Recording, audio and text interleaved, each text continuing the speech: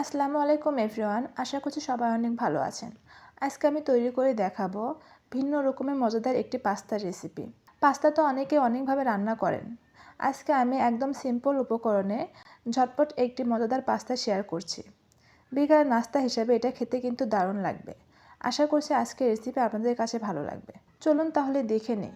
Pasta রান্নার জন্য প্রথমে আমি একটি সস তৈরি করে নিচ্ছি।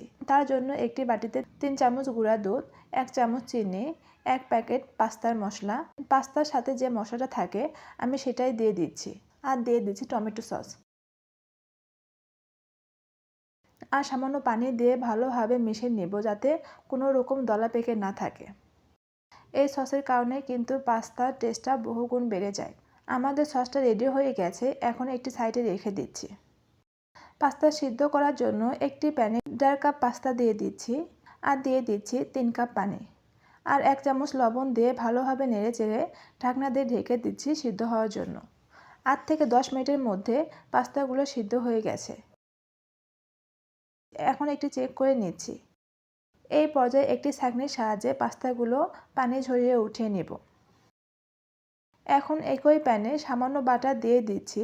আপনারা বাটারের পরিবর্তে সয়াবিন তেলও দিতে পারেন। বাটার দেওয়ার কারণে পাস্তার টেস্টটা অনেক ভালো আসে। বাটারটা গলে আসলে এখন এর মধ্যে দিয়ে দিচ্ছি রসুন কুচি। এখানে 3 কোয়া রসুন কুচি করে কেটে নিয়েছি। রসুনটা একটু ব্রাউন কালার আসা পর্যন্ত ভেজে নেব। রসুনটা ভেজে নেওয়া হয়ে গেলে দিয়ে দিচ্ছি 2টি পেঁয়াজ কুচি, যা কিউব করে কেটে নিয়েছি, আর দিয়ে দিচ্ছি একটি মরিচ কুচি। এখন পেঁয়াজের সাথে একটু ভেজে দিয়ে দিচ্ছি ক্যাপসিকাম। এখানে আমি 2 রকমের ক্যাপসিকাম নিয়েছি, হলুদ আর সবুজ ক্যাপসিকাম। এখন সবগুলো উপকরণ ভালোভাবে ভেজে নেব। এখন দিয়ে দিয়েছি সামান্য পরিমাণ লবণ, কারণ পাস্তা সিদ্ধ করার সময় লবণ অ্যাড করেছি, তাই এই পর্যায়ে লবণ বুঝে দিবেন। সবজিগুলো কালার চেঞ্জ হয়ে আসা পর্যন্ত ভেজে নেব। ভেজে নেওয়া হয়ে গেলে এই পর্যায়ে দিয়ে দিব আগে থেকে সিদ্ধ করে রাখা পাস্তা, আর দিয়ে দিচ্ছি হাফ চা চামচ গোলমরিচের গুঁড়া আর 1 চা চামচ চিলি ফ্লেক্স। চিলি ফ্লেক্স দিয়ে কিছুক্ষণ নেড়েচেড়ে ভেজে নিব।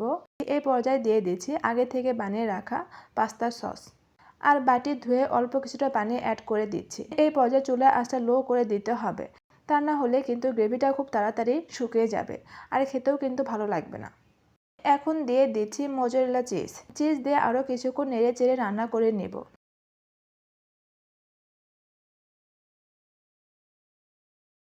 দেখতেই পাচ্ছেন আমার পাস্তাটা হয়ে গেছে। এখন অন্য প্লেটে সার্ভ করে নেব। যখন আপনারা পাস্তা সস দিয়ে দিবেন তার ঠিক 2 মিনিট পর পাস্তাটা নামিয়ে নেবেন, কিছুটা গ্রেভি থাকা অবস্থায়। নামানোর পর দেখবেন সাথে সাথে আরও কিছুটা গ্রেভি ঘন হয়ে যাবে। যারা নতুন রাঁধুনি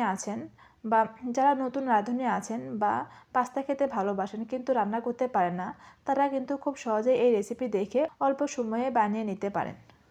আশা করছি আমার আজকের রেসিপি আপনাদের কাছে ভালো লেগেছে।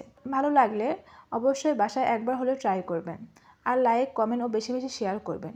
আর এরকম সহজ ও মজার মজার রেসিপি পেতে আমার পেজে ফলো করে রাখবেন। আজকে এখানেই বিদায় নিচ্ছি।